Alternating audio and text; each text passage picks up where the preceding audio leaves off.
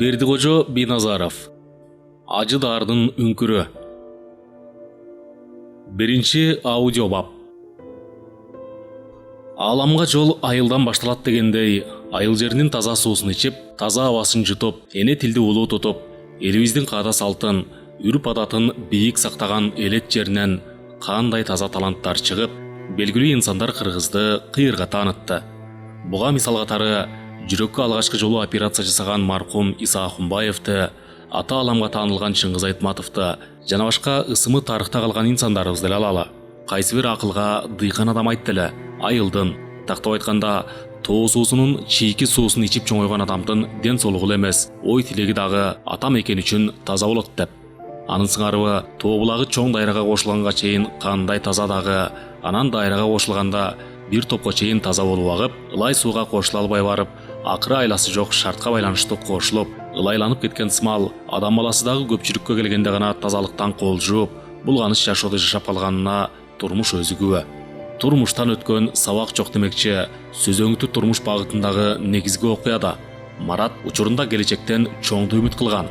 Мектепти жакшы баада бүтүрүп, жогорку окуу жайга өткөндө элимдин керегине жарайм деп, сабакка баш оту менен киришип, көз кыскан кыздарга дагы көңүл бурбай, эмне деген гана китептерди окуп чыгып, өзүн билимге сугарып, китептерден жана окуу жайдан турмуш сабактарына байланыштуу жакшы нерселерди үйрөнүп, 5 жыл ичинде өз чөйрөсүндө көзгө көрүнгөн, оозго алынган адам болду. Окуу жайды кызыл диплом менен аяктап, алгачкы тилеги кабыл болуп айылга келгенде, атасы Токтоболот чоң куйруктуу коюн көтөрүп чаап, айыл аксакалдарын чакырып өз оюн ортого салды. Менин ишенген уулум Марат минтип бойго жетип, окуу жайды бүтүрүп, бир кездеги кыялымда тилегенимдей бала болду. Өз күчү менен чоң окуу жайга өтүп, ал окуу жайды кызыл диплом менен бүтүрүп, эми ишке орношкону турат. Баланын жакшы чыкканы атанын атын чыгарат дегендей, менин атымды ушул балам чыгарганы калды көрүнөт. Өткөндө шаарга барып мугалимине жолуксам, балаң жакшы окуйт, аспирантурада калсын деп айтты. Бирок Мараттын ойлогон оюн, алдыга койгон максатын уксам, алда канча жогору экен. Кыскасы мен баламдан көптү үмүт кылып калдым. Ошол себептен сиздерден бат алып берейин деп, тасмалымды кенен жайып башыңарды кошуп, кеп кеңешиңерди угуп, оюңарды билейин дедим эле. Деп сөз учугун баштаганда, төрдө отурган ыстам карыя кеп учугун мага бергиле дегенсип, үнүн жасап жөтөлүп алып, темир болот, сен абдан жүйөлүү сөз козгодуң. Ар бир ата кыз баладан эмес, өзгөчө эркек уулдан көптү үмүт кылат. Уулдун жакшы чыкканы бир эле ата менен эненин багы эмес, жамы журттун багы. Эл керегине жараган уул бала керек болсо эл жер үчүн ак кызматын кылып, жанындагы аябайт. Уул бала мекендин сыймыгы. Баланын жакшы чыкканы атанын эле эмес, жамы журттун атын чыгарат эмеспи? Илгери бир киши бала көрбөй жүрүп, жашы өйдөргөндө балалуу болуп, сендей элдин баарын чогултуп, уулунун өмүрүн тилеп, тасмалын жайып, тамагын кенен жайнатып бата сураганда, көптү көргөн карыя мындай деп бата берген экен. Уулуң ара жол ач белден өлсүн деп. Тиги киши айтылган сөзгө анча түшүнө албай калып, колун жүзүнөн алып, кандай дейсиз дегенде, аксакал берген батасын мындай деп чечмелеп берген экен. Кандай уул бала ач бел ара жолдо өлөт билесиңби деп, кайра суроо берип, анын жообун күтпөй сөзүн кайра улап, баатыр уул гана жооп эт деп, катылган жоонун колунан талаат үз, ач белде эл жердин келечеги үчүн көз жумат. Учурунда баатырлар арман кылчу экен, найзанын учунан өлсөк деп. Ата канат, уул бала үчүн душмандын колунан найза жеп, же окко учуп каза болгон кандай барктуу өлүм. Түшүнгөн адамга азыр заман өсүп өнүп, жашоонун нугу такыр башка нукка түшүп кетти көрүнөт. Менин айтайын дегеним, нарыктуу сөздөргө баа берилбей адамдар жукасына тартып, барган сайын батыш элинин салтына ак коюп, жеңил жашоону көздөп, ылайланып баратат. Деп угуп жатасыңарбы дегенсип, олтургандарды аяр карап алды. Марат оз жакта сөзгө кулак салып отургандыктан, ынтызары күч алып, сөз улансын үчүн оозунуп, "Ыстам ата, сөзүңүздү улай бериңиз" деди эле. Ыстам кабагы көтөрүңкү, Марат уулум, булар укпаса койсун. Эң негизгиси сен уксаң болду.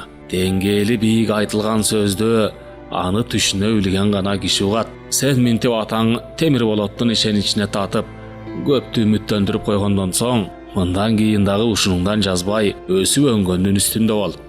эл журттун, ата мекендин келечеги сак окшогон жаштардын колунда. Өлкөбүз 70 жыл орус элинин башкаруусунда жакшы жашады. Эми минтип өз алдынча мамлекет болдук деп, калпагыбызды асманга ыргытып сүйүнгөнүбүз менен аягы кандай болот болду экен? Аяттың. Менин такыр эле жанагы жаңы шайланган ажообузга ичим жылыбай койду.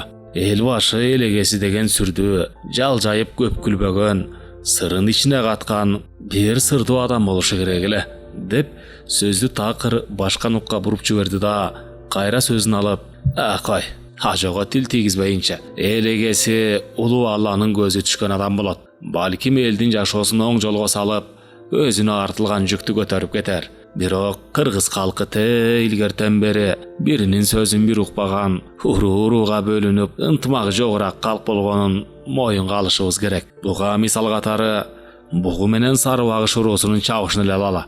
Канчалаган бейкүнөө адамдар ортодон каза болгон. Андан кийинки эле болгон үркүндү эске салсак, эгер ынтымак болгондо эл билермандары чогулуп, орустар менен тил табышып сөзгө келгенде үркүн болмок эмес, дагы эл кыргынга учурамак эмес.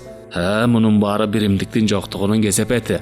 Эми бул ажообуздун жолу кандай болот, аны убакыт өзү калыстайт. Кыскасы, жаңы жашоо башталды. 50 жылда эл жаңы, 100 жылда жер жаңы демекчи, жашоо жаңыланып турганы жакшы. Эгер келечектүү болсо, баары бир эмне болгон күндө дагы ата салтынан кайтпаш керек. Эч качан өңгөнү сыйлап, өйдө өскөн өлкөнү укканым жок. Марат, мунун баарын сен уксун деп айтып жатам. Анткени мен сенден кандайдыр бир сырды байкап, сага ишеним арткан үчүн ушул сөздөр ооздон чыгып жатат. Иштин бүтөр учуру бар дегендей айтыла турган сөздүн дагы өз учуру келет. Сен булакка окшоп азыр таза жол менен аккан суусуң.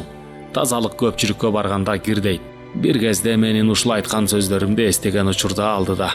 Мына мен дагы карылыктын айылына баш багып, жашоодогу сапарым карып, бул дүйнөнүн оюнунан четтеп, кемпирдин көзүн карап, анын тумбаласындай бергенин ичип, кийдегенин кийип минтип, карылыкты орду сүрүп, төрдөн орун алып олтуруп калдым. Мен дагы бир кезде сендей болуп, ооздо олтуруп, карлардын сөзүн уккам. Сөздү уккан жерге айт, сууну сиңген жерге куй дегендей, сен сөзгө кулак салган үчүн чечилип сүйлөп жатам, деп чайыртады оозу бошогондо. Мен көп жашадым. Ошону менен бирге көптү көрдүм. Бийлик секисине чыгып эл менен дагы иштеп, кимдин ким экенин билдим. Бирок калп айткан менен болобу, менден дагы чекилик иштер кетти. Көп сүйлөп баратат окшойм. Элди тажатып, сөздү кыскартайын. Кыскасы, сен ушунуңдан жазбасаң, чоң кызматта иштейсиң. Мен сенден чоң атаң Байболоттун сыймыгын байкап турам. Ал киши учурунда укмуш, кыйын адам болгон. Байлыкка азгырылбаган, кыз келинден алыс, ачкыл сууну татпаган, абдан таза, ишине берилген, чыныгы кыргыз деп жүрөгү соккон патриот адам эле. Рахматылык. Андай адамдардын өмүрү кыска болот турбайбы? Жанагы абакты амындаткан криминалдар аркылуу эле казы болду көрүнөт. Болбосо эле турган адам эмес болчу. Эгер андай адамдан 3 болсо эле элди багып кетет болчу, деп Ыстам карыя сөзүнө чекит койгондо, Марат өзүнө артылган ишеничте берилген бааны жогору тутуп, кадимкидей жоопкерчилик Ыстам карыянын айткан сөзү менен мойнуна жүктөлгөндөй, денеси оор тартып, 5 жыл окуп билим алганынан азыркы уккан сөздүн күчү алдаганча таасирлүү болуп, өзүнө өзү ант берди. Элдин жана жердин келечеги үчүн ак кызмат кылам деп. Аңгыча колго суу куюлуп, куйруктуу кара койдун эти алдыга келгенде, Акмат карыя «Токто болот», деди маанилүү сөз айтчудай. Сырттан жаң кирген токто болот. Кулак сизде деп калдастай түштү да, ката кетип калдыбы деген сеп тасмалдагы устукандарды карады эле. Акмат карыя эгин жапкан сакалын сылап, чанатан бери Ыстам курдашым көп сөздүн башын айтты. Эми мен дагы бир болгон окуяны айтып берейин. Уулуң экөөң биз менен тамакка бирге отургулачы. Сөздү учурунда айтпаса атасы өлөт дегендей, сөз удулу келип калды, деп өтүнүч менен кайрылды да, катар отургандарды сыдыра карап, менин айта турган сөзүм кыска, бирок нуска. Ириде Ыстам айтты го, өзгөнү сыйлап, өйдө өскөн өлкөнү көргөн жокмун деп. Өсө турган адам алгач өзүн сыйлайт, анан өзгөнү сыйлайт. Биздин элдики такыр тетири кетти. Айтайын дегеним, азыр борбордо аялынын сөзүнөн чыга албаган сайпана, эркек деген атка доо кетирген, атанын атын булгап аялдын баласы болуп алгандар балдарын орыс мектепке окутуп, кайырдын кылып өстүрүп, каада салттан алыс кылып өстүрүп жатышат. Орус мектептен окуган баланын ой жүгүртүүсү орусча болуп, ойлогон ою, кыял жоругу дити орус болуп калат экен.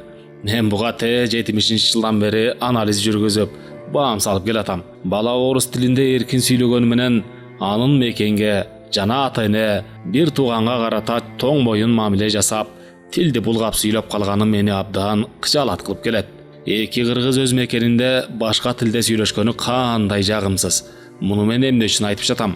Жанагы биздин эл билермандары орус тилин билем деп мактанганыбы, дайым эле теледен же радиодон орусча акылдуу сунуп сүйлөшөт. Ушул мекенди, жер сууну бизге мураска калтырган ата-бабанын арбактарын сыйлагандыкка жатабы? Албетте, орус тилинде сүйлөөчү учур келет. Бирок алар такыр эле эне тилди басынтканы кантип болсун? Алардын иш бүтүрүп жарытпаган немелер экенин көрүп эле турам. Марат, сен өсөм десең алгач элиңдин тилин жана дилин сыйла. Ошондо сага бир Алла эле эмес, ата-бабалардын арбагы дагы ыраазы болот.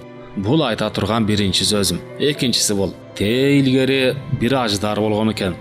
Анын үңкүрүнө кирген киши ажыдардай алдым жуттум болуп, ач көздүккө берилип, баарынан көрө окатты бийик баалап, убададан байлыкты жогору тутуп, эл журтун каратып туруп алдап, өз гана кызыкчылыгын ойлоп калчу экен.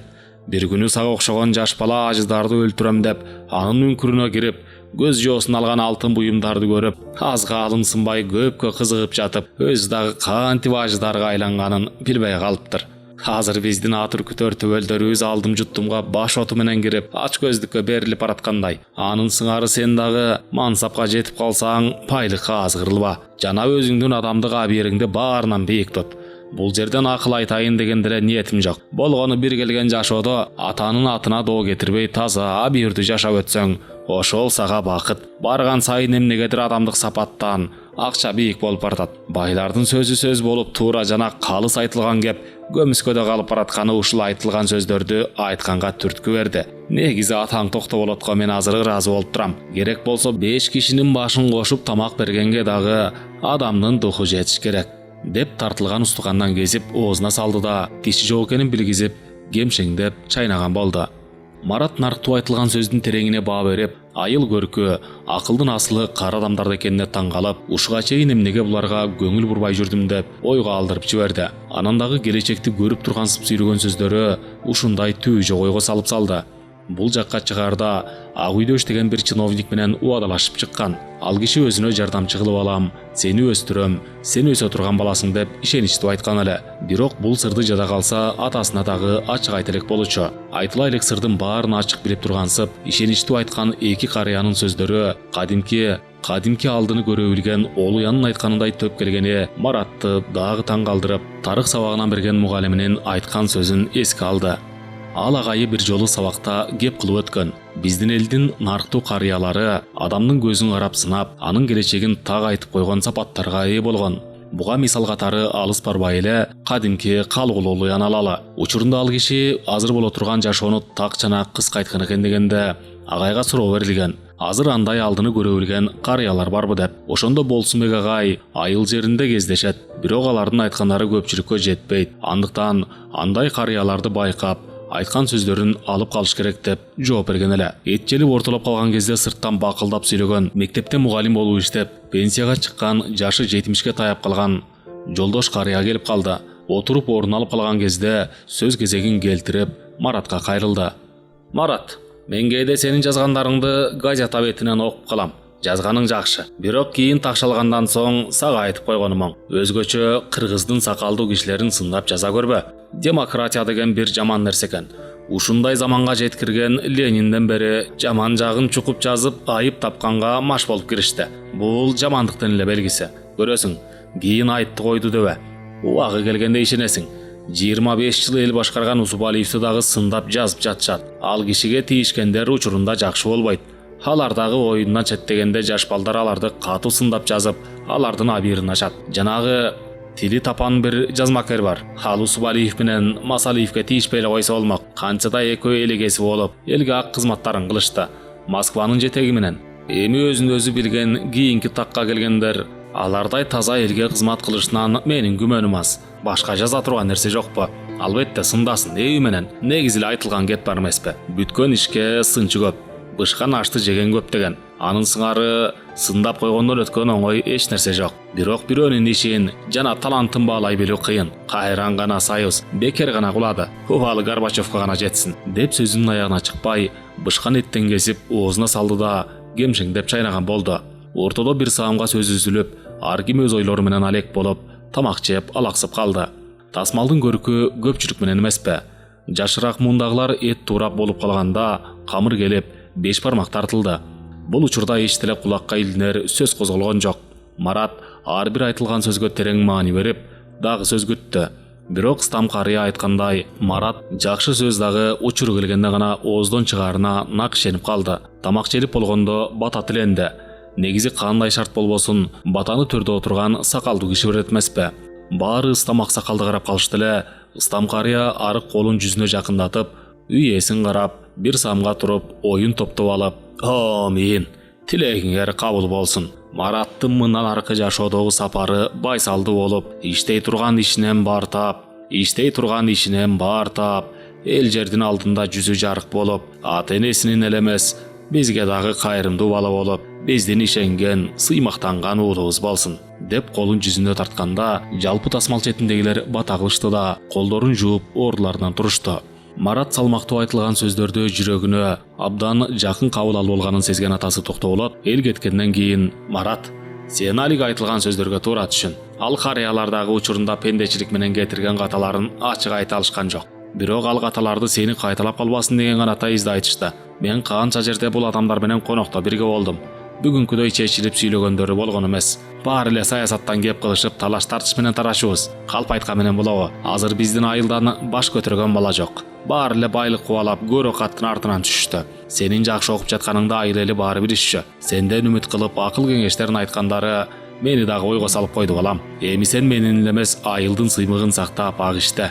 Байлыкка азгырла көрбө. Сенден өтүнүч. Бирок чөйрөңө жараша дагы иш кыл деп алдыны көрө үлгенсип сөзүн чолок бүтүрдү. Эртең ак үйгө кирем деген түнү Марат уктай албай чыкты. Анан кантет, ак үйгө кандай киши даап кире алат? Ал жакка жөн адам кирбейт. Өзгөчө элеттен келгендер үчүн ак үй жөн эле ыйык жердей сезилет. Чынында эле ал жакта иштегендерге кызыккандар канча. Шаарда өмүр бою жашап туруп, ак үйдүн ичин көрө элек кишилер четтен чыгат. Ошол себептен өзгөчө карапайым эл үчүн ак үй касиеттүү жана ыйык имараттай көрүнөт. Бирок эл ыйык туткан ал жерде кандай адамдар иштейт, бир Маратка эле эмес, көпчүлүккө табышмак экенин жашырганга негиз жок. Марат канча жолу ак үйдүн алдынан өтүп баратып, ал жакты кызыгып карады. Анткени ал жерде жамы кыргыз элинин тагдырын чечкен, эл камын ойлогон, эл ишенген, билимдүү, иш көзүн билген, чет элден келген коноктор менен алака түзгөн, чыныгы билармандар олтурганын ким таналат? Алиге Ишкалам деген чиновник атайы окуу жайга келип, ошончо студенттин ичинен Маратты тандаганда мугалим айткан эле: «Сиз жаңылышкан жоксуз. Бул бала алдыңкы студент. Кантса дагы сиздер иштин көзүн билип, кимдин ким экенин анализдей аласыздар» деп айтканда, алиги чиновник бизге билимдүү жана иштеп кете алган адам суудай керек деп, маданияттуу сүйлөп, студенттердин алдында өзүнүн жогорку сапатын көргөзгөнгө үлгүргөн. Ошол себептен Мараттын ишеничи дагы бекемдеп, ак үйдө иштегендерге кызыгып калган болушу. Таттуу кыялга батып, ак үйдө эл үчүн кызмат кылууну ойлоп жатып, Марат эмнегедир Таңсулуунун кылгыра караган көз карашын эстеп, мыйыгынан жылмайып алды. Кантса дагы эркек эмеспи? Эркек адам канчалык такыба болом деген күндө дагы Сулуунун көз карашына жасаган мамилесине азгырылып келгенине улуу тарых күбө. Канчалаган баатырлар кайраттуу сүрү менен душмандын мизин кайтарып, жого көз ирмебей тик карагандары менен Сулуунун алдында алсыз болушканын ким таналат? Марат чынында ушул жашка чыкканы кыздарга дегеле аял затына кызыккан эмес. Баарынан өзүнүн алдыга койгон максатын бийик тутуп, окуу менен гана алек болгон. Бирок эмнегедир Таңсулуу менен таанышканы, кандайдыр бир ойго келбеген сезим акыл эсин башкара баштады. Балким окуу жайды ийгиликтүү аяктаганы дагы буга себеп болдубу, же чын эле элге эрте келген сүйөө эми башына келдиби, аны өзү дагы билбейт. Эмнегедир ойлогон оюнун аягы түз эле Таңсулууга барып такалып, акыркы кездерде аны оюнан чыгарып койгонго күчү жетпей баратты. Төшөктө оналактап жатып, түн ортосунда гана эптеп уктап кеткен Марат эртең менен сааттын чырылдаганынан улам ойгонуп, уйкудан көзүн ачып көргөн түшүн эстеди. Түшү жаман эмес, буйруса иши алдыга жылчудай. Эшекке жүк артып тоого чыгып бараткан экен. Бала кезинде дагы ушул сыяктуу түш көрүп атасынан сураган. Ата түшүндө эшек минеп тоого чыкса эмне болот деп. Ошондо Темир болот айткан: эшек түшкө кирген жакшы, аны минип тоого чыкканың зоолоңдун өскөнү болам. Жакшы түш көргөн турбайсыңбы деген болчу. Марат жылуу төшөктөн туруусу келбей жатып, дагы эмнегедир таңсылууну эстип алды. Бул белгисиз сыр адатка айланып баратканын моюнга алып, анан ак үйдөн чыккандан кийин ага жолугуп койбосом деп ойлоп койду. Жуунуп келип тамактанган соң тасмалга бата кылып, кыңылдап ырдап, ички үйгө кирди да, кечинде даярдап койгон кара костюм шымды кийип, галстукту тагынып, үйлөнө турган баладай кычырап кийинген Марат айтылган учурда жолугуша турган дарекке келип, кадимкидей экзаменге кире тургансып сүрдөп, өзүнө өзү ишене албай турду. Ал турсун баасы кымбат иномарка машиналар менен келип, ак үйгө кирген кишилерди кызыгуусу арта карап, аларды чыныгы бактылуу адамдардай сезип, алар менен иштешип калсам кандай жакшы болот эле деп дагы таттуу кыялга батып, өзү жолукчу чиновникти күтүп турду. Бирок ал Марат ишенген чиновник айтылган учурда келген жок. Убакыт өткөн сайын Мараттын ою бузулду.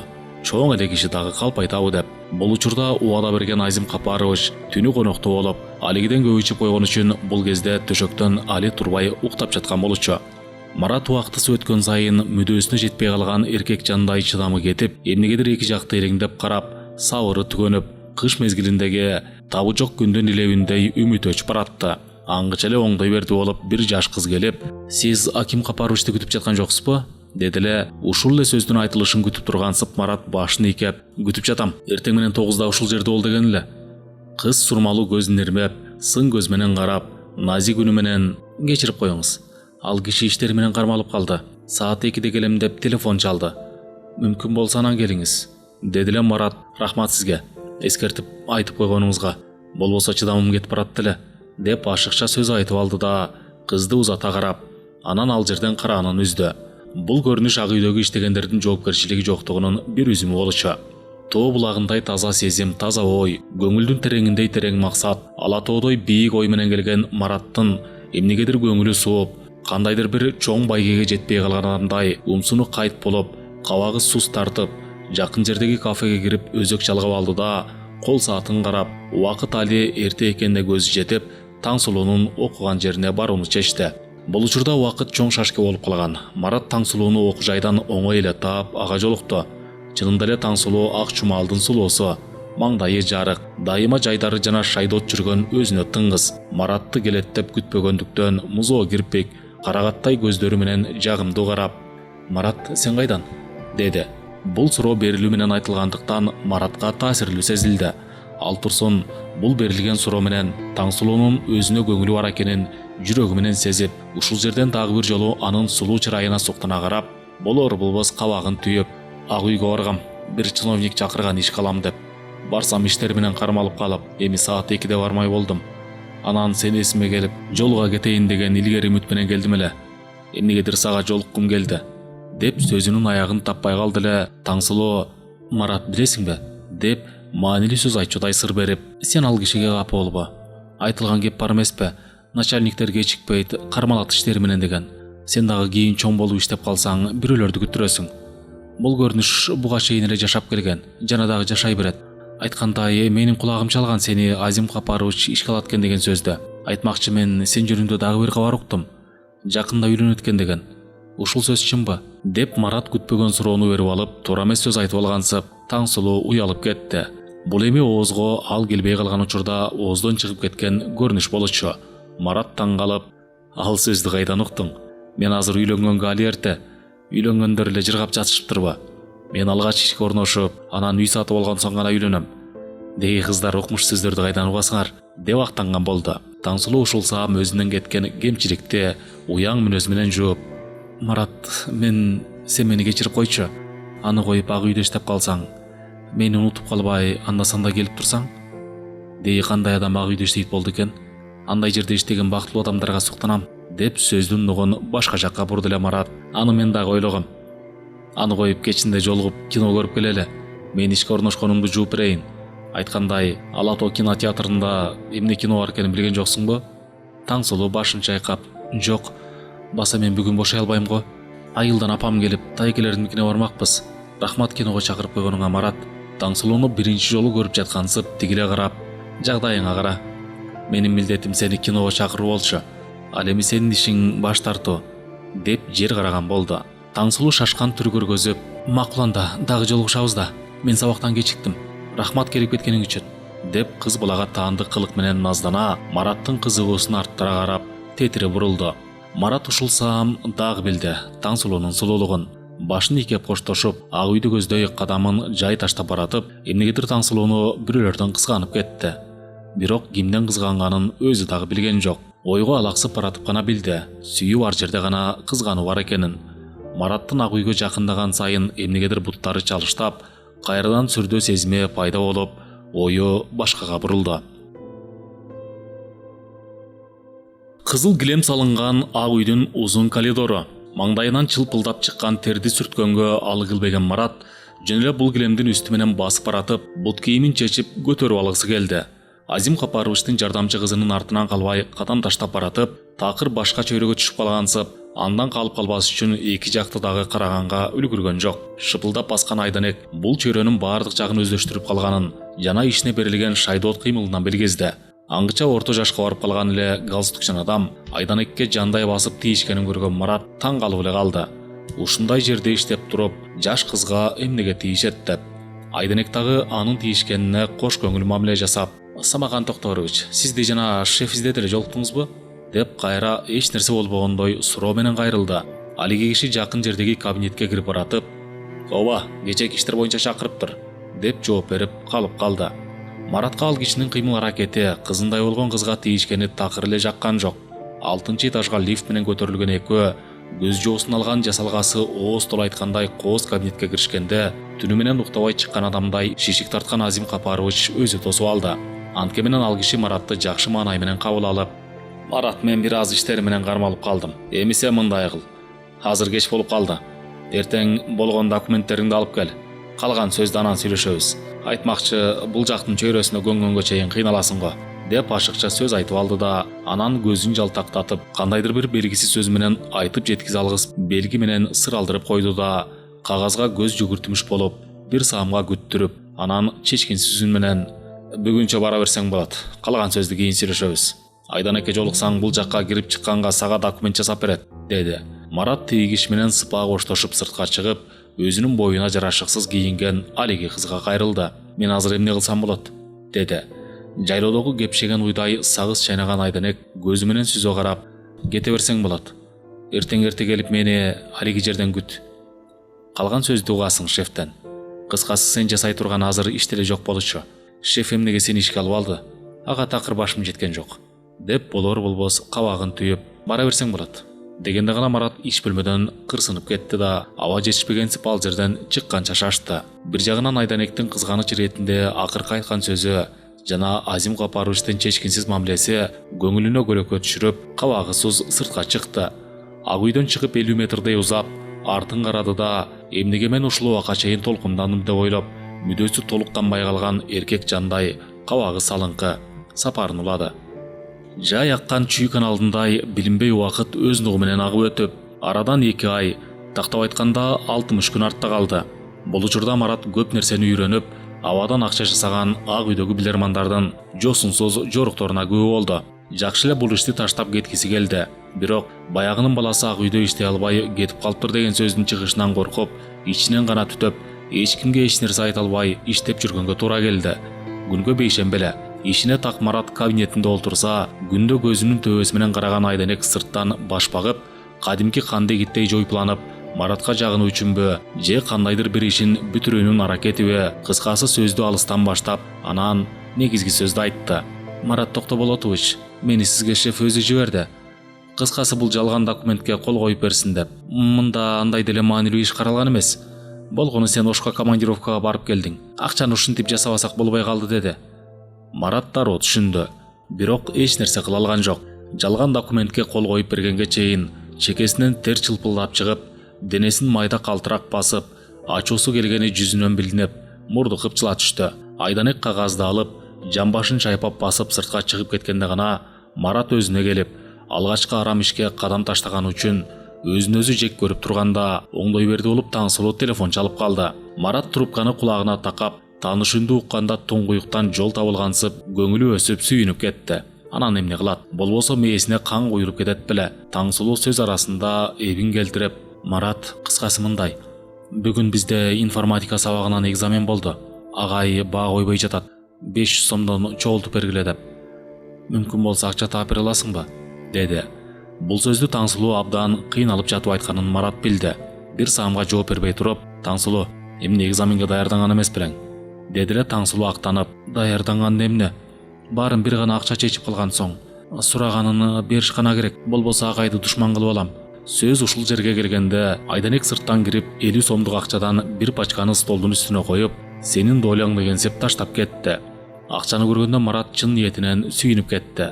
Дароо аны сурмага салып, сөздү аягына чейин угуп, анан үнүн ишенимдүү чыгарып, Таңсулуу сен үчүн акча табылат. Деги экөөбүз качан жолугабыз? Деди үнүн ишенимдүү чыгарып.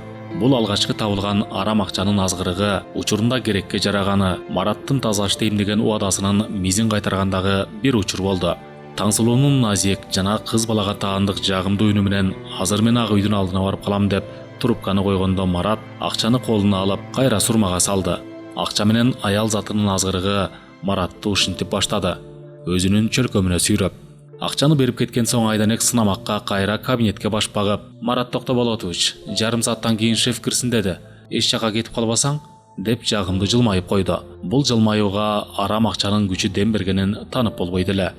Марат үчүн жарым саат убакыт бир кылымга тети болуп өтпөй койду. Сана чегип, шеф эмнеге чакырып жатат болду экен деген гана суроого жооп таба албай, бирөөнү күткөн адамдай улам-улам саатты карай берди. Андайда кычашкан сып сааттын жебеси дагы ордунан жылбай калат эмеспи? Акыры күткөн учур келип, Марат чакырык менен кабинетке кирди.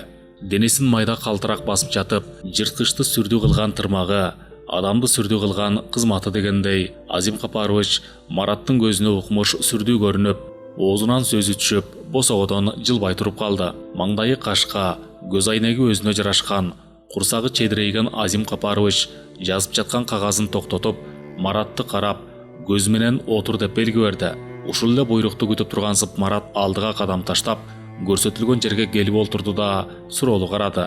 Азим Капарович күттүрүп, өзүнчө каада күтүп, анан болор-болбос жөтөлүп, үнүн жасап алып, Марат кыскасы мындай: колдон келип турганда түштүгүнгө жоргомун дегендей, азыр биз учурдан пайдаланып акча жасап алыш керек болуп турат.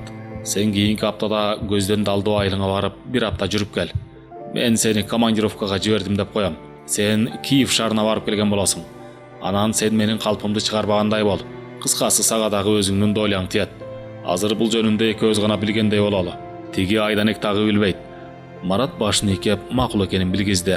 Азим Капарович сөзүнүн аягын жымсалдап бүтүрдү да анан оң көзүн кысып койду. Бул анын бала кезден бери келе жаткан адаты. Марат чоң сыноодон чыккан студенттей кабинеттен чыкканда өзүн кыйла жеңил сезип, үстүнөн бири оор жүктү алып салгансып, кенен дем алып алды. Бир жагынан калпайтып көнбөгөн үчүн өз өкүмүн жүргүзүп, кабинетине келип, бир топко ойлонуп отурду. Эмне кылсам деп, чынында эле акырындык менен акчанын азгырыгы күчтүү экенин ушуга чейин сезген эмес эле. Ушул жерден дароо ойлонгонго үлгүрдү. Канча акча берет болду экен деген ойдо. Мына бул жарык дүйнөдөгү эң алгачкы жаңылыштык жана пендечилик. Аңгыча эле телефон шыңгырап, кулакка жагымдуу Таңсулуунун үнүн укту. Марат иш убактысы аяктап калгандыктан шашыла жыйналып, суурмага салган акчаны алып сыртка чыкты. Бул учурда эркек адам суктангандай бой мүчөсү келишкен, жарашыктуу ак көйнөк кийген Таңсулуу ак үйдүн алды жагында ары бери басып, алгачкы жолу Маратты күтүп турган. Аны алыстан көрүп эле Марат сулуулукка суктанып, ушундай сулуу өзүн күтүп турганга ичинен ыраазы болуп, бир жагынан чөнтөгүндөгү акчанын демине дем кошуп, кадамын тездетти. Таңсулуу акча маселеси ушундай бир кыйнап жаткан үчүн бир орунга тура албай калган. Ошол себептен кыз башы менен Маратты күтүп, жол карап жатканын танып болбойт болчу. Марат жакын келип эле Таңсулууну оң бетинен өөп учурашып, "Көпкө күтүп калган жоксуңбу?" деп сыпалыгын көргөздү. Канчада чоң окуу жайдан окуп, билим алып калганда, сөз учуру келгенде Таңсулуу карегин тартып алып, өзүнө жарашыктуу кыял менен: "Марат, менин өтүнүчүмдү кандай кыласың? Ишенесиңби, азыр окубай эле акчанын күчү менен билим алыш керек болуп калды көрүнөт. 2 күн уктабай окуп даярданганым суу кечпей калды" деп актангансып, жер тиктеди эле. Марат ушул жерден өзүнүн шар мүнөзүн карматып: "Канча акча керек болуп жатат?" деди. Таңсулуу үнүн жай чыгарып: "500 сом болсо маселе чечилет болчу." Марат күлүп: "Анда анын жарасы жеңил экен. Жүрү кафеге кирип алгач курсакты тойгузуп алчы.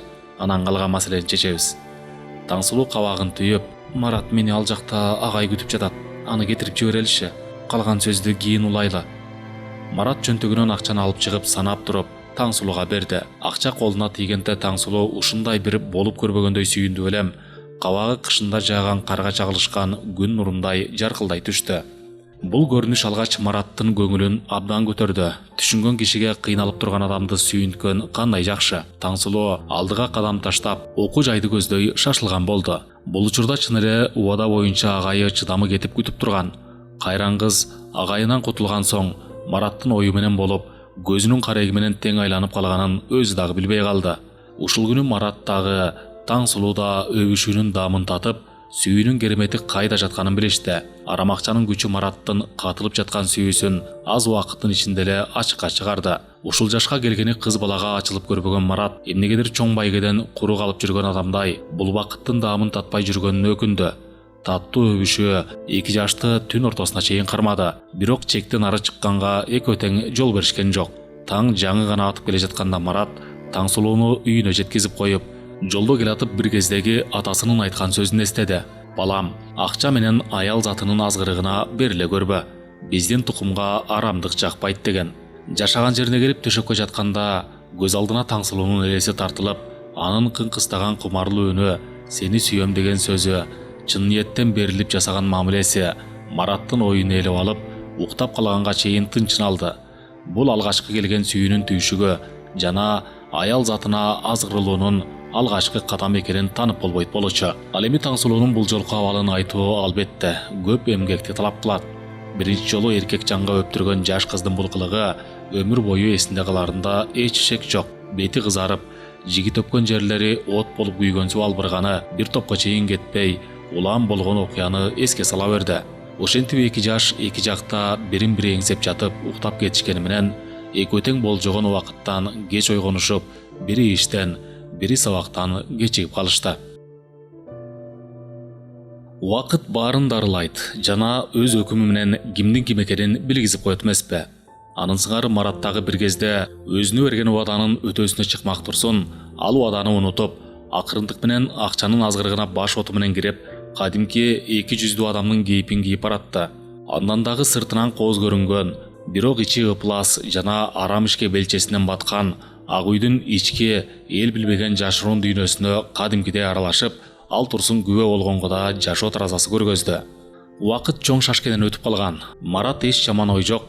6 этаждын коридору менен келатып, кесиптеши Айденек курсагы салаңдаган, атасындай болгон киши менен кучакташып турганын, эшиктин ачык кичинекей жылчыгынан көрүп калып, кадимкидей денеси чыйырга түштү. Өзүн токтоо кармап, шырп алдырбай жакын басып келип, кызыгуусу арта аларды аңдаганга өттү. Тиги киши кечинде эле телевизордон акылдуу сунуп, эл үчүн кам көрө сүйлөгөн. Телевизорду карап отуруп сөзгө маани берген Марат бул кишиге ичинен ыраазы болгон эле. Азамат, ушундай адамдар көбүрөөк болсо жашоо оңолот эле деп. Ал турсун эртең менен эле тиги кишини чын ниетинен куттуктаган болчу. Абдан жакшы сүйлөдүңүз деп. Тигил тил менен иш бүтүргөнгө көнгөн билармандардын жоруктарына ичинен бышып жүргөн Маратка бул көрүнүш дагы өз күчүндө сабак болду. Андан дагы 2 күн илгери эле Айданекте Азим Капарович менен кыйшаңдашып жатканын байкап калган болчу. Айданек назик үнү менен кылыктанып, шыңкылдап: "Аскар Эркинбаевич, мага эң негизгиси бүгүн $300 таап бериңиз. Калган сөздү кечинде баягы жерден сүйлөшөлү. Мен сиздин оюңуз менен эле болуп келатам го" деп айткан сөзүн Марат даана укту. Аңча эле лифттен чыккан Азим Капаровичти көрө коюп, ыңгайсыз абалда калды да үнүн чыгарып жөтөлүп нар басты. Бул Мараттын тиги экөөнө сактануу үчүн берген белгиси эле. Антпегенде Айденекке эле оор болуп калат болчу. Марат кабинетине келип, газетага жазган макаласына көз жүгүртмүш болду. Бирок Айденек менен тиги министрдин жоругу эмнегедир эле оюнун төрүнөн орун алып, бүт титин ак үйдөгү булганыш жашоо элеп, бир топко чейин бир жерди тешеттиктеп, тазалык жоголуп баратканына ичинен сызып, күрсүнүп алды. Акчаны алдап жасагандары бир жагынан көңүлүн оорутса, минтип кары жашына карабай сүйүү деген улуу сезимди тигинтип, соодалап калгандарына арданып, бул иштен кетип калсамбы деп да ойлогонго үлгүрдү. Ою чаржайыт болуп, кабагы сус тартып олтурганда эч нерсе болбогондой Айденек кирип келип, жасалма мүнөзүн карматып, орус тилинде өзүн маданияттуу тутуп: "Марат Темирболотович, сизди шеф кирсин деп жатат. Анан дагы баягы иштердин документтерин даярдап берсеңиз болот эле. Баса, телефонумдагы акчасын төлөөчү учур келип калды, деди көздөрүн кымыңдатып. Марат эч сыр бербей ордунан туруп, Айданек, бир иш кыларда эшикти жакшылап жаап алып жүрчү. Болбосо Аскар Эркинбаевич экөөңөр алиги кылыгыңар менен шефке кармалып калат элеңер. Деги сен ким менен мамиледе болсоң дагы байкап иш кылбайсыңбы? Деп көзү менен билгезди. Баарынан уят деген нерсени бийик тутушту. Мараттан чукул жерден бул темада сөз угам деп күтпөгөн Айданек башка чапкандай эле өңү боп-боз боло түштү да кабинетке кандай кирсе так ошондой сыртка чыкканча шашты. Уурусун карматкан кишидей. Кыңырыш 40 жылда да билинет дегендей Айданек үчүн Мараттын айткан сөздөрү ушундай бир катуу тийди. Анткени буга чейин Азим Капарович менен да мамиледе экенин өзүнүн калпыс кыймыл аракети менен Маратка билдирип алган болчу. Булут күндүн бетине элеп алгандай кабагы ачык Айданектин кабагына каржап, түнөргөн тийде иш бөлмөсүнө келди да бир жерди тешеттиктеп ойго алдырып жиберди. Бул да болсо булганыштын тайыстыгынын бир белгиси экенин жана улуу жерди булгагандыгын учурунда айтылган эле. Айданек ушул саам билди. Баарынан намыс менен ардын улуулугун. Бир жерде болгондо дагы жаамы кыргыз элинин тагдырын чечкен ак үйдө иштеп жатып, канча чогуу иштешкен кесиптештери менен мамиле түзүп жүргөн үчүн Айданек өзүн өзү жек көрүп кетти. Андан дагы айылдагы атасы менен энеси, туугандары кызыбыз ак үйдө иштейт деп мактангандарычы. Эгер алар азыркы Марат күбө болгон ишти өз көздөрү менен көрсө эмне болот болчу? Эшик ачылып, сыйда кийинген Марат кирип келди да ойго чөмүлүп олтурган Айданекке көңүл бурбастан жаңгак жыгачынан жасалган эшикти чертип, Азим Капаровичтин иш бөлмөсүнө кирип эле билди. Шефинин Айданек менен Аскар Эркинбаевич жөнүндө сурарын. Анткени анын жүзүнөн байкады. Кандайдыр бир капачылыктын белгисин. Мунун себеби ал дагы Мараттай болуп тиги экөөнүн мамилеси бар экенин байкап калган болчу. Тактап, аныгын билүү үчүн атайын Маратты чакырткан. Бирок ыгын келтирип сурай албай, Азим бир топ буйдала түштү да кагазга үңүлгөн болуп убакытты созду. Канчада чиновник деген аты бар эмеспи? Сөз улансын үчүн Азим: Марат, иштер кандай? Баягы тапшырманын өтөөсүнө чыктыңбы? Деди. Бул суроо жөн гана ыңгайсыз абалдан чыгуу үчүн берилгенин Марат билди. Кабагы салыңкы, үнүн жай чыгарып: ал иш бүткөн. Бир гана бухгалтер кол койсо болду. Азим учурун келтирип, жанагы Айданек деген кыз аны бүтүрүп коем деп эле. Бул айтылган сөз менен Азим өзүнүн негизги айта турган сөзүнүн учугун чыгарып алды. Көз айнегин алып, башын жогору көтөрүп, көзү менен сүрдүү карап: "Я, Марат, сен тиги Айданекти кандай кыз деп ойлойсуң? Ал деги жеңил ой кыздардын катарын толуктаган кыз эмеспи? Эмнегедир эле министр Эркинбаевич менен шын аралашып калыптыр", деп сөз учугун алыстан баштады.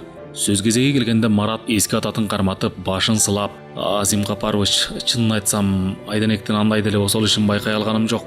Бирок жаш кезде ар кандай учур болуп кетет эмеспи? Эң негизгиси сизге карата Айданектин ою абдан түз. Кыскасы, сизди мактагандан тажабайт", деп Азим күтпөгөн сөздү айтты. Кантсе дагы бул жолу Марат негизгиси эркек ушактан алыс экенин өзүнүн бийиктиги менен билгизе алды. Сөздөн жаңылып калбаш үчүн абдан тилине сак болду. Азим өзүнө карата Айданектин ою түз экенин ушуну менен 3 кишиден угушу. Бирок анын бүгүнкү жоругу аз да болсо көңүлүнө көлөкө түшүрүп, кандайдыр бир шектенүүнү пайда кылды. Мараттан өзү күткөн сөздү уга албаган соң кабагын чытып: "Марат, кыскасы мындай. Сен эртең мен жөнүндө Асаба газетасында иштин ийгилиги жөнүндө макала жаз. Бирок башка бирөөнүн аты менен. Мени жогору жакта унутуп бараткан өңдүрөт. Анан дагы эл менин ишимди билип турганы оң. Антпесең эртең эле иш ордумду сатып ала тургандар болуп жатат. Алар тарпаңнаган жорудай баскан изимди аңдып гана турушат. Бир шылтоо табылса эле хан айымга 500 берип, кызматымды алып коет. Өзүң деле байкап жаткандырсың. Тиги кожоюн эмес, анын аялы баарын билип, акимдин ордунан бери киригишип калганын." Сөз эмне жөнүндө болуп жатканын илгиртпей түшүнгөн Марат башын ийкеп сөз удулу келгенде суроо менен кайрылды: "Азим Капарович, макалага кайсы иш жөнүндө кененирээк токтолоюн?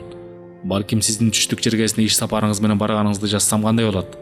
Азим калем сабы менен столду черткилеп, ойлонгондой түр көргөзүп: "Жок, ал жакка барганымды эмес, Казакстанга барганда жасаган докладым жөнүндө жаз.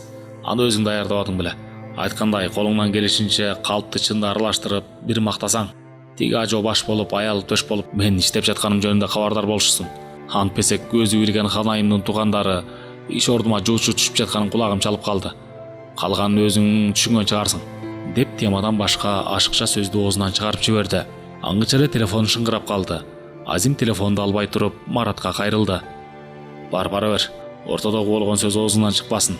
Анан Айденекке дагы эскертип койчу. Өзүңдүн сөзүң кылып. Ар ким менен шын аралашпасын. Деп трубканы кулагына такады. Бул учурда Марат кабинеттен чыгып кеткендиктен ким менен сүйлөшкөнүн ачык биле албады. Таңсулуу канчалык өзүнүн тазалыгын сактаганга аракет кылган менен бара-бара күчүнөн тайган өгүздөй акыркы убактарда болгон күчүн жыйып, эптеп гана жашаганга өттү. Акча деген балекет баарын бийлеп калган соң, канчалык окуп билим алгысы келсе дагы, экзамендерден мугалимдердин көзүн кызартып, акча деп кыйнаганы көкөйүнө көк таштай тийди. Ал турсун информатика сабагынан берген мугалими ачык эле этегине кол салып, көзүн сүзгөн букадай торуп караганы барган сайын күч алды. Анын сураган акчасы бир тең, сугун артып караганы бир тең болуп, окуу жайга батпай да баратты. Андан дагы акчага көпкөн чоңдун балдары иномарка машиналар менен келип, жасалма мүнөз менен эшигин сагалагандарын көрүп, алардын арам оюн айттырбай билген. Таңсулуу сулуу болуп жаралып калганына өкүндү. Сулууга суктанбаган ким бар? Сулуу кыз көздүн көркү болгону менен дайыма кайтарууда жана ар бир эркек жандын көз кырында болорун Таңсулуу бойго жетип, жетилгенде гана билди. Илгерки союз учурундагыдай тартип күчүндө болсо, көчөгө да ээн эркин басат беле. Колдорунан эч нерсе келбеген акчанын күчү менен өздөрүн кыйын сезген чоңдун жана байлардын балдарын эбак сынынан өткөрүп, алардан жаа бою качып, акыркы учурда жашынганга дагы туура келди. Сыртынан сыр бербеген менен ичинен сызган Таңсулуу кээде таң атканча кирпи кирмебей ойлонуп чыккан адат дагы таап алды. Элди ушундайда кыйынчылыктан алып чыккан чыныгы эркек жок экенине арданды. Мараттан элишенген ак үйдөгү билермандардын жоруктарын укканда төбө чачы тик тургандай таң калып, канча күн өзүнө келе албай жүрдү.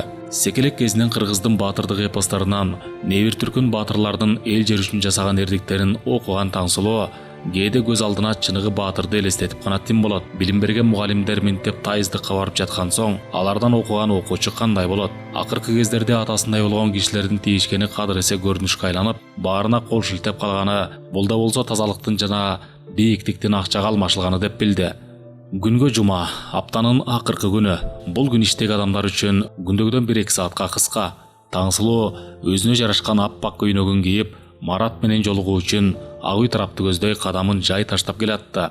Марат кыйналып турганда, керекке жарагандан бери аны өзүнө абдан жакын сезип калган. Андан дагы аны менен алгачкы жолу өбүшүп, бети ачылып калгангабы, же чын эле аны сүйөбү, ал маселени өзү дагы толук билбейт. Билимге суарылган Мараттын адамгерчиликтүү жана тайыздыкка жол бербеген сапатын Таңсулуу баалап калган үчүнбү, эмнегедир Мараттын жанында өзүн эркин сезет. Убадалашкан учурдан бир азга кечигип калган Марат келип эле кечирим сурады. Таңсулуу кечирип койчу, бир азга кармалып калдым. Шеф бир ишти тапшырды эле. Анын аягына чыкканга чейин ушул убакыт болуп кетти. Таңсулуу карагаттай көздөрүн бар-бар ирмеп, жагымдуу жылмайып, албетте болочоктогу чиновник кечикпейт, кармалат иштер менен. Бул эми жашоонун жазылбаган мыйзам экенин ким танат?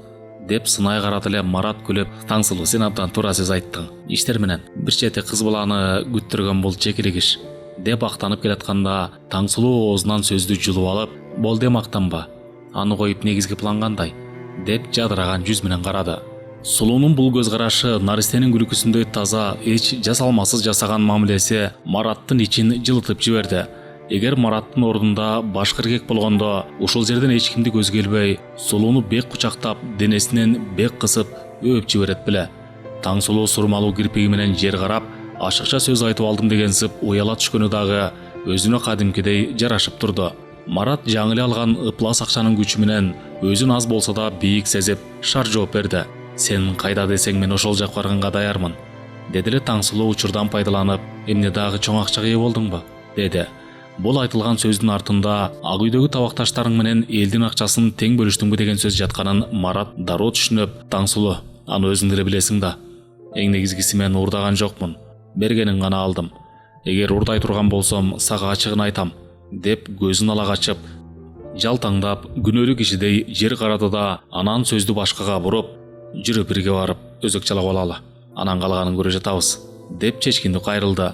Ак мрамор таш менен кооздолуп салынган бул ак үй баам салган адамга ташы көрүктүү, ичи чириген чоң теректин кейпин кийгени байкалат. Эгер көп эмгек жумшалып салынган бул имараттын ичинде сыйда кийинип иштегендер таза болгондо, анда сөз башкача айтылат беле. Канчалаган ички ою арам чиновниктер акчага азгырылып, бул үйдү булгап түштү.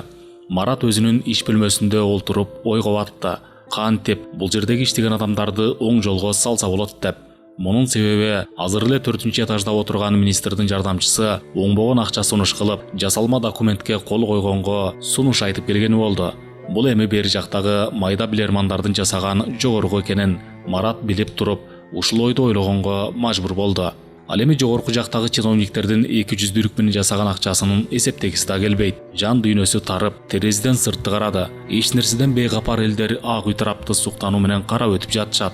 Ал эми бул жакта эмне деген элдин рызкысы чачылып жатат. Аны билишпейт. Эгер билишкенде суктануу менен эмес, жийиркенүү менен карашмак беле ким билет. Убакыт чоң шашкы болуп калган кезде кылыктанып басып, Айданек кирип келип, маанилүү сөз айтчудай ирегеден бери өтпөй, сынай карап туруп калды. Бул Айданектин сунуш айткандагы келгендеги адаты.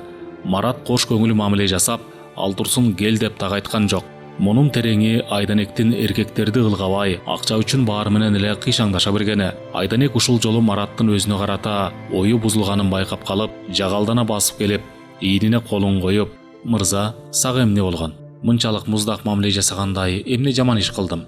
деди өзүн сабырдуу тутуп. Марат мындай сөздү күткөн эмес. Тетири караган тийде, "Айданек, өзүң билип туруп сурабачы. Сенин жоругуң мага эле эмес, Азим Капаровичке да жакпай калган өңдү. Иш жасай турган учурда алгач эки жакты караш керек да. Мен сени кары, жашы өтүп калган кишилерге ыраа көрбөйм. Акча үчүн ылгабай эле эркектер менен мамиле түзө берген кантип болсун? Азыр эле тиги 4-нчы этаждагы Кылыч Сапарович дагы мага акча сунуш кылып, жалган документке кол кой деп келиптир. Албетте сен аркылуу. Минтип отурсак биз элди сызга отургузабыз го." Дагы бир топ сөз айтайын деди эле, эмнегедир ага оозу барбады. Айданек калып күлөп, "Марат Токтоболотович, ошол дагы кеп бекен. Билесиңби, азыр такыр заман башка. Колдон келип турганда акча жасап алыш керек. Ушул күндөр дагы өтүп кетет. Эмне тиги жогору жактагы билермандардын көчүгү таза дейсиңби? Баарын кылган ошолор. Алгач ишке келгенде мен дагы сендей болуп ак жүрөктөнүп, элди аяган болчумун. Азыр ментип бул чөйрөнүн кухнясын өздөштүрүп, баарына кол шилтеп калдым. Эгер сен аллагынтип илгерге коммунисттердей ак жүрөк болгуң келсе, сени толкун сүрүп салган чамындыдай гана бул жердегилер иштен сүрүп салышат. Керек болсо сот, прокурордун баары көк акчанын көзүн карап калган. Эч кимге бул жактагы болуп жаткан былыкты жеткире албайсың. Аз күндө алиги тапан сынган Асаба газетасы дагы жабылып тынат.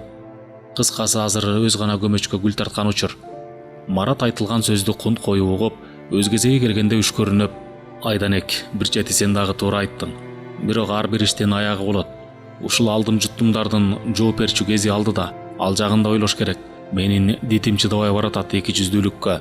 Ажо баш болуп акылдуу сунуп сүйлөгөндөр менен кылган иштери такыр эле теңирден тескери чыкканы менин көңүлүмдү абдан сындырып, жакшы ой тилегиме суу сээп муздатып салышты.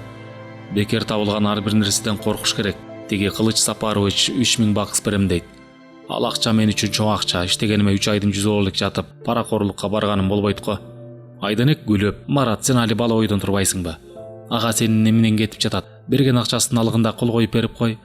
Эгер мен сенин ордуңда болсом, кадимкидей содалашмакмын. Керек болсо сага эртең 5000 бакс берем деп келиши толук мүмкүн. Чынын айтканда сен иштин көзүн жакшы билет экенсиң.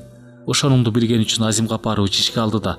Өткөндө сени башка ишке которуу жөнүндө да сөз болгон. Бирок эмне иш экенин укпай калдым. Кыскасы, сен шефтин көңүлүнө жагып калыптырсың." Бул айтылган сөз Маратка чоң жаңылык болду. Жакшы сөз жан эргитет дегендей, Мараттын бүркөө кабагы жазгы күнгү тийген күндүн нурундай жадырайып түштү. Учурдан пайдаланып, Айданек айтчу сөзүн айтып алды. "Марат, кыскасы мындай. Бул сөз экөөбүздүн гана ортобузда болсун. Эртең мен сага бир иш тапшырам. Ал иш сенин колуңдан келет. Эгер сен ал ишти бүтүрүп берсең, мен сенин каалооң менен болом", деди кумарлуу көз караш менен карап. Бул жерде Марат айттырбай түшүндү. Сөз эмне жөнүндө болорун. Айданек жооп күтпөстөн сыртка чыгып кеткенде, Марат мыйыгынан күлүп, карыган текелерди кылыгы менен гана азгырып, иш бүтүрүп жүргөн тура деп ооранып алды да столундагы иш кагазга карады. Токтоболот эмнегедир ишенген уулу аскан жолунан адашып баратканын баамдап, айтканга учурун келтире албай жүрдү. Негизи эле иштин дагы бүтө турган учуру, айта турган сөздүн дагы убагы келет эмеспи. Бирок кандайдыр бир себептер менен Токтоболот убакытка уттуруп, уулуна айтчу сөзүн айта албай кечиктире берди. Барган сайын жүрөгүн өйгөн маселе улам тереңдеп баратканын таңазар алса дагы өзүн сабырлуу тутту. Мунун себеби бар болчу. Анткени атасы дайыма айтар эле, маанилүү нерсенин учурун гана күт деп. Ошол себептен уулуна айтчу маанилүү сөздүн учурун күтүп, ичинен гана сызып, сырын ичине катып жүрдү. Күнгө жума. Бул күн атасынын каза болгон күнү болчу. Ушул күнү Марат шаардан келип калды. Сүйлөшүлгөн сөз боюнча мал союлуп, эт казанга түшкөндөн кийин кеминде 2 сааттай убакыт өткөн соң гана жума намазы окулуп болгондо гана алгач ак сакалдар келди. Куран окуганы. Баары текши тасмал четинен орун алып алганда Токтоболот бир чыныдан чай алдыга келген кезде атайын сөз учугун саясатка бурду. Бул азыркы эл билермандары жыргатпай калды Нүрат. Баамымда тиги элегеси абдан жумшак киши болуп калды. Негедир үй бүлөсү бийликке киришип, ар ким өз көмөчүнө гүл тартып, карапайым элге убал болду го, деп сөз баштады эле бурч тарапта отурган жашы 60га таяп калган султан. Туура айттың, Токтоболот. Бул ажоо элди жыргытпай эле эзгени калды. Азыр биздин эл дыйкан чарба деген немеге даяр эмес болчу. Кайран гана союз салып берген сарайлардан бери талкалап салдык. Ушул жакшыбы? Бүтүндү бүлдүргөн кантип болсун? Сөз кезеги келгенде Ыстам карыя чокчо сакалын сылап: "Я Марат, сен эл аралап жүрөсүң. Деги сен бир нерсе байкадыңбы? Азыр аял ушак менен эркек ушакты угуп жатып, кимисине ишеништи да билбей калдык. Өз оозуңдан угалычы. Жашоо деги оңолобу же?" Марат ушул саам гана билди. Арам акчанын аягы кандай экенин. Мындай чукул жерден суроо берилет деп күтпөгөнгө бир азга тайсалдай түштү да, анан өзүн колго алып: "Мен аны ачык айта албайм. Негизи эле баарына эрте анализ берген болбойт. Балким жашоо оңолуп кетер. Көч бара-бара түзөлөт деп айтылат эмеспи? Бирок ажонун дарегине карата жаман сөздүн айтылышына жанындагы ишти бүлүнткөн чиновниктер күнөөлүү. Мен 1-2 жолу президент менен бирге болдум. Анын элге деген жүрөгү таза. Силер баамдагандай үй бүлөсү менен бузуку чиновниктер бардыгы ыплас иштерди кылып жатканы менин дагы көңүлүмдү оорутуп келет. Ыстам карыя сөз кезегин күтүп туруп: "Марат уулум, сен абдан туура сөз айттың. Илгертен бери айтылган кеп бар. Аял жакшы, эр жакшы, вазир жакшы, хан жакшы деген. Ханыбыздын маңдайы жарык, жакшы адам экенин мен алгаш көргөндө эле байкагам. Вазир жаман болуп жатканы анын ишине кедерин тийгизип жатпайбы?" деп эки жакты аяр карап алып, маанилүү сөз айтчудай адатынча сакалын сылап сөз баштады. "Илгери өткөн заманда бир элдин ханы болгон экен. Анын алган аялы, жана ишенген башкы вазири барган сайын такыр эле хандын көңүлүнө жакпай калат. Бирок алардын айткан сөздөрү ушунчалык ишенимдүү болгон соң, аларга ишенип, элдин жашоосуна көңүл бурбай жүрө берет. Ак көңүл киши жарбайт деген кеп бар эмеспи? Ал хан дагы биздин ажодой болуп ак көңүл болсо керек. Бир күнү хан эмнегедир элинин жашоосу кандай экенин билгиси келип, түнү думананын кийимин кийип алып, алгач мал базарга барат. Мал базар түнкү саат 2-де эле башталып, айылдардан келген малдарды ортомчулар арзан баада сатып алышып, эртең менен 2 эсе кымбат сатканын байкайт. Андан соң жер жемиш саткан базарга барса, ал жакта дагы ошол эле көрүнүш. 1-2 кишиден хан элди кандай башкарып жатат деп сураса, хан эмес бизди аялы менен вазир эле башкарып жатат. Хан курсагы тойгонго сүйүнүп жүрөт. Хан деген эле аты болбосо эптеп эле огожо деген сөздү угуп, ушунчалык арданат. Азык түлүк эмнеге кымбат экенин дагы баамдап, ошол күнү абдан ачуусу келип, аялы менен вазирин өзүнө чакырып алып, болгон ишти түшүндүрүп айтып, экөөнү тең шаардан алыс чыгарып салып, анан ишти колуна алып, жаңыча баштаган экен. Убакыт алдыга жылган сайын кимдин ким экенин, ким кандай ишке жөндөмдүү, кимдин колунан иш келет баарын билип, чын ыкласы менен ишке берилип, элдин жашоосун оңдогондо, эл дагы хандын ишине аялы менен вазири кедергисин тийгизип жүргөнүн билген экен. Өзгөчө азыр бир көзгө жоо болуп турганда, ашык сөз дагы сүйлөбөш керек. Биз билип билбей, аны муну айтканыбыз менен ажонун жасаган иштерин убакыт гана таразалап коет. Айткандай Марат, биздин айылдан баш көтөргөн сенсиң. Таза иштеп, таза жүр. Акча деген азгырык, деп сөзүнө чекит койгондо, Токтоболот уктуңбу дегенсип Маратты карады эле. Марат атасынын көз карашынан эле түшүндү. Арам акчанын жетегине тереңдеп кирип баратканын. Адамды адам бузат дегендей канчалык мааниси терең сөздөр айтылганы менен адамдык сапаттан акчанын кадыры чоң болуп баратканы, андан дагы батыш элинин идеологиясы тамырын жайып, сөздүн күчү кетип, уят ар деген неме тепселип, кошоматчылардын жана алдамчы шылуундардын айткандары, эки жүздүү адамдардын канаты кенен жайылып баратканын эл аралап баамдап калган Марат калыс ой жүгүртүп көрүп, ичинен ойлоду. Менин ордумда силер болсоңор деле, мен жасаган ишке бармаксыңар деп. Анан дагы эл бийлеген чиновниктер эле эмес, алардын кол алдында иштеген катчы кыздардагы очойто акча жасап жатканын көрүп билип туруп кантип арам жолго адам түшпөйт. Эл тарап кеч кирип калган кезде Марат атасына болгон ишти түшүндүрүп айтты да, анан сөз учугун шаардан үй алыш керек экенин учкай кеп кылды. Бул айтылган сөздүн артында үйлөнүш керек деген сөз жатканын Токтоболот айттырбай билди. Башын жерге салган тейде бир топко үнсүз олтуруп, анан кабагы салыңкы: "Балам, бир мен эмес, бүт айыл сага ишенич артты эле. Сен дагы байлыктын артынан түшкөн экенсиң", деп сөзүн кыска бүтүрүп, кайра ойго алдырып жиберди. Кап кайран гана кыргыз элим. Эми оңолу шоорлоп калган экен. Жоош деп ишенген уулумдан ушул кепти күткөн эмес элем.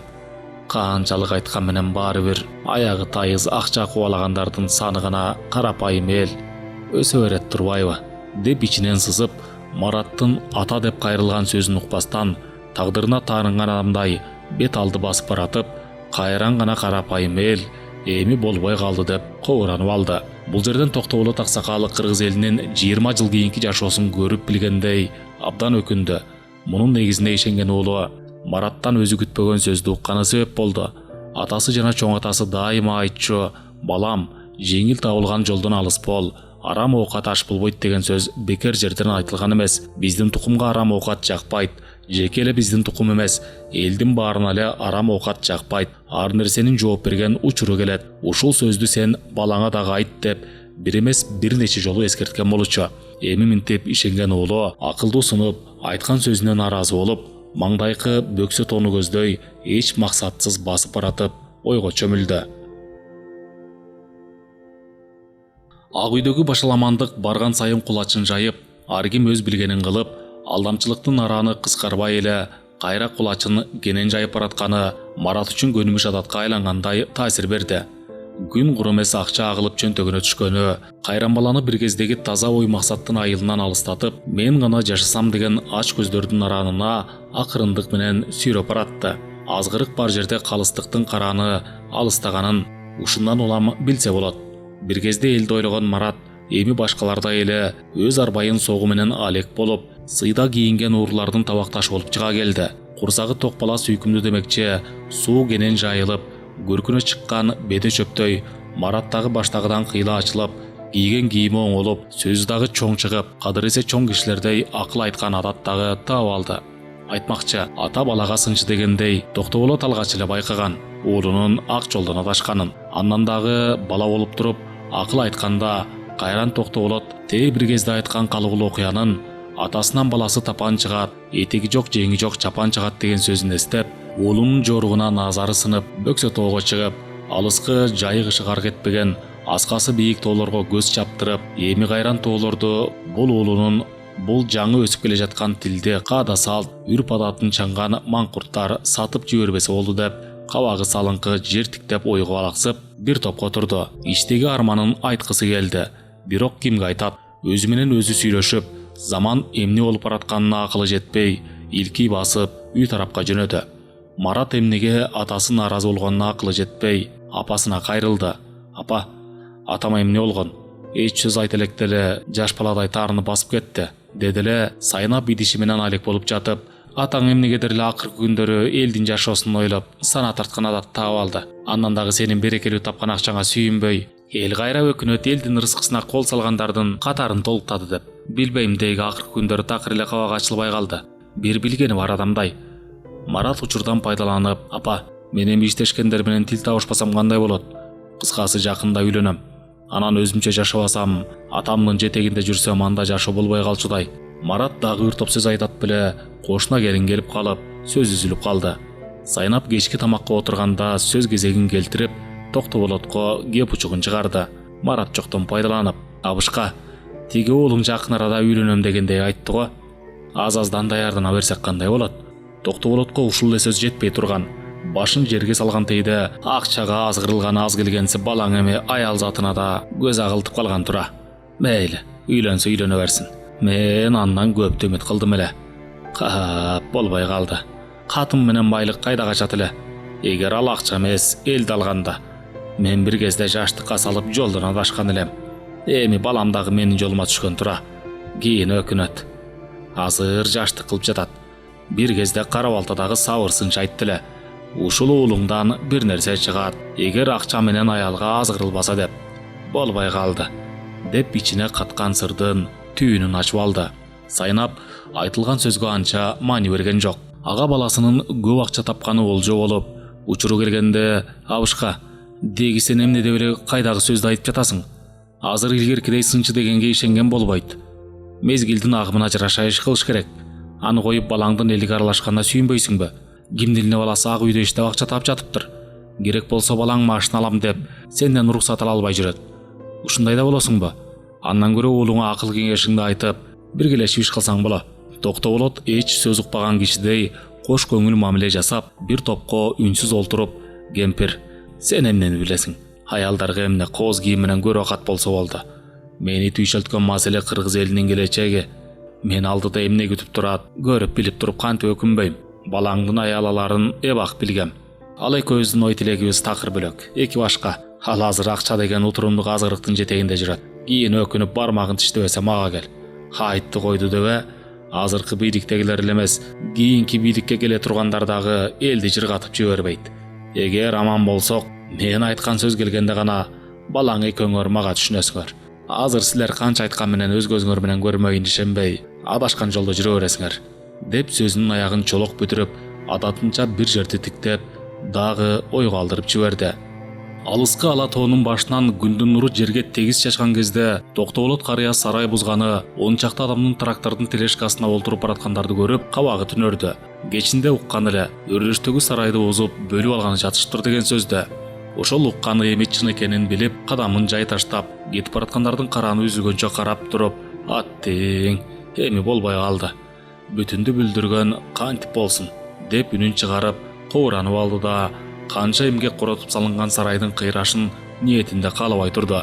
Эл баштаган адамдын алдыны көрө билбегенине дагы бир жолу көзү жетип, мындан аркы жашоону көргүсү келбей, эртерээк эле бул дүйнө менен кош айтышкысы келип кетти. Эч нерсеге көңүлү чаппай, дааратын сындырып келип, бети колун сууга чайды да таңкы насипке отурду. Саморго кайнаган чайдан уртап, оозу бошогондо аялына кайрылды: "Сайнап, жармаң ачыптырбы? Ачса мага канистрге куюп берчи. Атты минип Сары Жыгач тарапка барып келбесем болбой калды. Эмнегедир эле атам түшүмө кирип, такыр өзүмө келе албай жатам. Деги азыркы эл эмне болуп баратат? Тиги өрдөштөгү сарайды бузганы кетишти. Өткөндө ал сарайды буздурбай сатып алсамбы деп Орозбек кобурады эле. Тигилер көнбөй койсо керек. Бүтүн нерсени бүлүнтүп эмне табышат? Ал сарайдан эми эмнени алса болот? Азыркы билермандарга түшүнүп болбойт. Баары эле базарчы болуп сатынып эле калышты. Ушул жашоону көрбөй кетсем болот эле. Эми мындан ары жашоо оңолбой эле кайра артына кеткени калды" деп чайдан уртап нанга кол сунду. Сайнап жактырбаганын билгизип: "Деги сен акыркы күндөр эмне эле болуп баратасың? Эл көргөндү көрөбүз да. Ага башыңды ортуп эмне кыласың? Андан көрө кийинки аптада уулуң келет. Ала турган кызын бизге тааныштырганы." Бул сөздү укканда Токтоолот карыя чочуп кетти. Колундагы чынын жерге коюп: "Эмне дедиң?" деп үнүн өктөм чыгарып, көзүн алайта карап калды. Сайнап эч нерсе болбогондой: "Кечинде уулуң менен сүйлөштүм. Жакын арада үйлөнөм дегендей кылды. Алгач кыз менен бизди тааныштырып кетет өңдөнөт. Эгер ала турган кызы бизге жакпай кала турган болсо, албайт имиш." Токтоолот таң калганынан келме келтирип жиберди олтуруп: "Я Сайнап, балаңдын башы ордунда эле экен. Тиги ак үйдө иштегендердин мээси такыр эле иштебей калганбы деп ойлоп калдым. Я айланайын. Ала турган кыздын ал электе үйгө эриштип келген салт да жок эмеспи? Андай иштиги батыш элинин салтын кармаган шаардыктарга эле жарашпаса, али ал элек кызын тастаңдатып үйүнө эриштип келиптир дебейби? Ала турган кыз өзүнө жакса болду да. Азыр мага кыз эмес, алиги эл билермандардагы жакпай турган учуру. Деги заман кайда баратат? Аял ала турган киши дагы ушундай болобу?" деп катуу кетип барып токтоду. Сайнап абышкасынан мындай сөздү күткөн эмес, бирок көп жыл бирге жашап, сырын беш колдой билген үчүн ашыкча сүйлөгөндөн алыс болуп, сунулган чыныга чай куюп берип: "Абышка, азыр баягы сен экөөбүздүн учур жок. Убакыт өткөн сайын баары эле жаңыланып жатпайбы? Билесиң, өткөндө Сапарбайдын уулу деле алгач ала турган кызын апасына сынатып кеткенин. Анын эмнеси бар экен? Болбогон нерсеге эле опурулуп, капа боло бергенин эмне кереги бар? Аны коюп кыздын ата тегин сурап, бүлө боло турган кыз кандай жердин кызы экенин билип алганы оң эмеспи? Катын албай кайын ал деген сөз бекер жерден чыккан эмес. Андан көрө кызды көрүп билели. Жаңылбас жак, мүдүрүлбөс туяк жок дегендей, уулуңдун дагы биз менен кеңешип иш кылгысы келип жатса керек. Эгер кыз жакпай калса түшүндүрүп, азыр шартыбыз жок деп кийинкиге калтырып коебуз. Токтоболот карыя жөндү айтылган сөзгө муюп, бир топко үнсүз олтуруп, кемпир мен аттанайын. Аны муну даярдап бер. Сыртка чыгып алаксып келбесем болбой калды, деп кыска сүйлөп, ордунан турду да короону көздөй басты. Чабдар атты токуп, атасынан калган кооз өрмө камчыны колуна алып, даяр болгон азыкты канжыгага байлап, атты жалдан кармап, бутун үзөңгүгө салып тартынып минди да адатынча сөз күткөн Зайнапка эч үндөбөстен бастырып чыгып, текирең таскак жүрүш менен чоң атасынын сөөгү коюлган тоо арасындагы мүрзөнү көздөй жөнөдү. Токтоболот карыя дайыма жан дүйнөсү ооруганда чоң атасынын мүрзөсүнө барып олтуруп келгенди адатка айланткан. Мунун себеби чоңойгонго чейин чоң атасынын жанында жүрүп, өз атасы Байболоттон алыс болуп, ал кишини ата дебей байке деп атап калган. Илгери атанын көзүнчө бала өз атасын ата деп айта алышы маселе го. Бул да болсо атаны сыйлагандын бир белгиси эмей. Токтоболот карыя жолдо келатып, сарай бузуп жатышкандарды көрүп зээниге ийди.